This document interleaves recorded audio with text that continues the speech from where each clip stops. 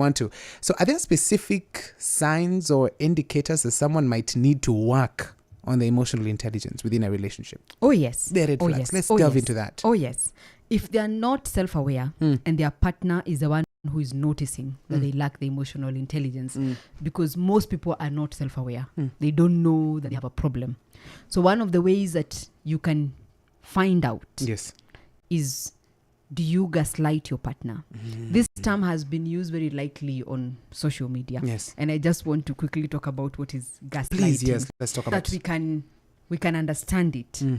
So gaslighting is manipulating a situation, making the other person question their sanity. Okay? Yes. For example, I tell you have hurt me, and you get into a debate with me about how you have not hurt me. Yeah. So by the time we are finishing this conversation between you and me, I go home wondering, was I really hurt? Was I hurt? Wait, I'm the problem. Yeah. Wait, when you have that question mark, yes, each time you're in a conflict or even in a favorable situation, because people assume gaslighting only happens in conflict. Yes. If I wanted to go, if you're somebody who enjoys cycling, and I'm somebody who enjoys something totally different, and you keep imposing your cycling ideologies to me. Yes. And forcing me to go cycling with you. That's gaslighting. Because when I tell you I don't want to go cycling, you should be able to respect that and appreciate that. It shouldn't take away your affections from me because I don't agree with you.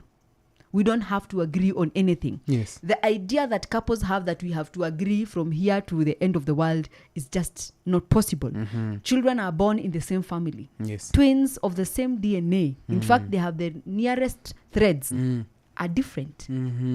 They have different ideologies. They have different perspectives. So you grown up, we have met when you have that 2 years, that 2 teeth, and I have come with my that 2 teeth. You expect me to agree with you on everything, right? Yes. And when I dispute, you make it seem like there's something wrong. Yeah. That's gaslighting. If the person leaves you feeling or questioning the things that you are sharing with that person, that's gaslighting. And that's the biggest indicator. The person may not intend to gaslight you.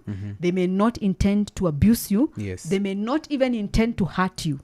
But by the fact that they use what you have given them to fight you, instead of validating what you're saying, because what is offensive to me is not necessarily offensive to you. And it's not a question to your character. Yes. Neither is it a blame game or a pointing of a finger.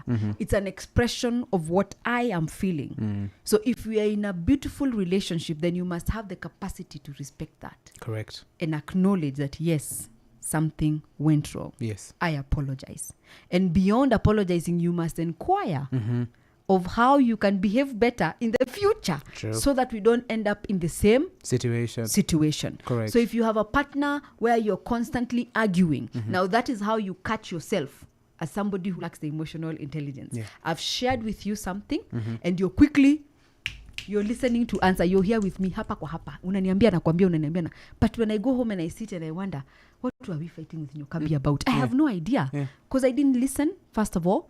I did not pay attention to what you were talking about. I was busy defending myself. So if I'm defending myself against something that you're telling me, then I also have a problem with my emotions. Wow. So catch yourself in that situation.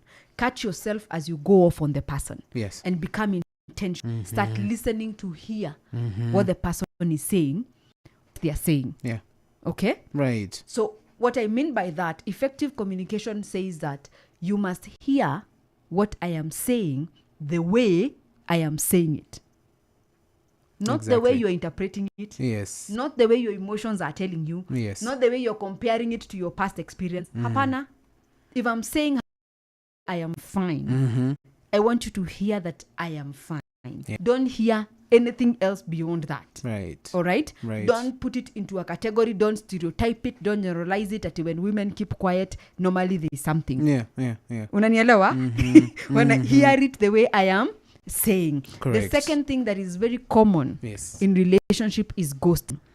And we think ghosting only occurs when your partner disappears. You never hear from them again. Completely. Yeah. They don't pick your calls. Yes. They don't communicate.